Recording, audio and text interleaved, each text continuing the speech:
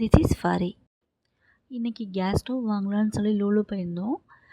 நான் வந்து வீட்டிலேருந்து போகும்போதே வந்து பர்டிகுலர் மாடல் இந்த ரேட்குள்ளே தான் வாங்கணும்னு பிளான் பண்ணிட்டு தான் போயிருந்தேன். நான் நினச்ச மாடல் இருந்தது. ப்ளஸ் வந்து நிறையா வெரைட்டிஸில் வந்து கேஸ் ஸ்டவ் இருந்துச்சு, நிறைய மாடல் இருந்துச்சு, நிறையா பிராண்ட் இருந்துச்சு.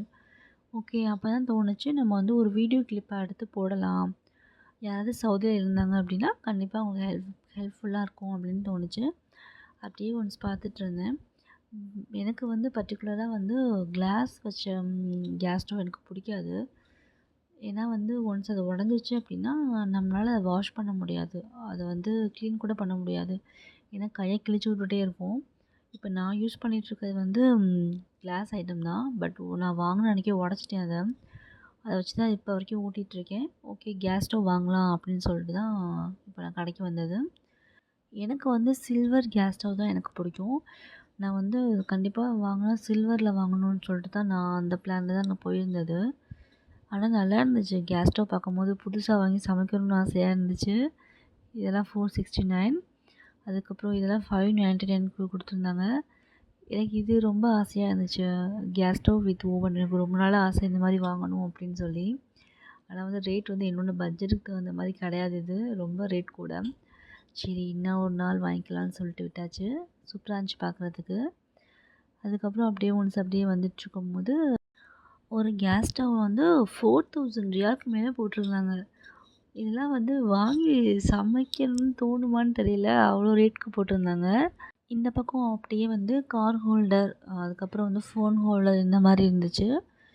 சரி, ஓகே, அப்படியே வந்துட்டோம், ஒன்ஸ் அப்படியே எடுத்துடலாமே அப்படின்னு சொல்லிட்டு இந்த வீடியோ எடுத்துகிட்ருக்கேன். பெரும்பாலும் எனக்கு வந்து விண்டோ ஷாப்பிங் அவ்வளோவா நான் பண்ண மாட்டேன். ஏன் அப்படின்னா எனக்கு வந்து ஒரு திங்ஸ் வாங்கணும் அப்படின்னா மட்டும்தான் நான் அந்த பக்கம் போவேன். நான் சும்மா போயிட்டு அப்படியே பார்த்துட்டு வர மாட்டேன். எனக்கு ஒரு மாதிரி சங்கட்டமாக இருக்கும்.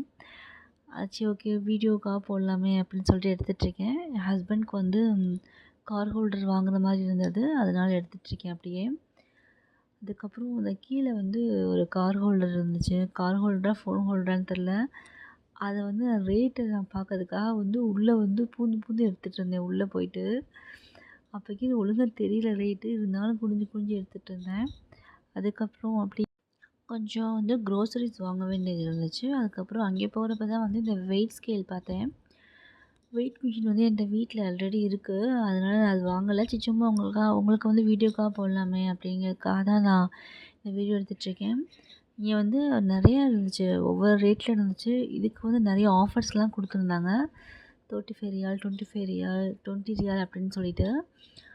கிச்சன் ஸ்கேல் இருந்துச்சு, நார்மலாக நம்ம வெயிட் செக் பண்ணுற ஸ்கேல் இருந்துச்சு.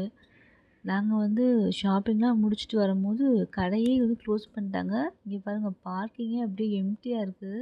இந்த வீடியோ பார்த்துட்ருக்க நீங்கள் யாராவது சவுதியில் இருந்தீங்க அப்படின்னா கண்டிப்பாக லூலு போய் பாருங்கள். எலக்ட்ரானிக்ஸ் நிறைய ஆஃபரில் போயிட்டுருக்கு. நான் என்ன கேஸ் ஸ்டவ் வாங்கினேன் அப்படிங்கிற வீடியோ ஷார்ட்ஸில் போடுறேன். என்னோடய வீடியோ ஷேர் பண்ணுங்கள், லைக் பண்ணுங்கள், கமெண்ட் பண்ணுங்கள். கண்டிப்பாக சப்ஸ்கிரைப் பண்ணுங்கள்.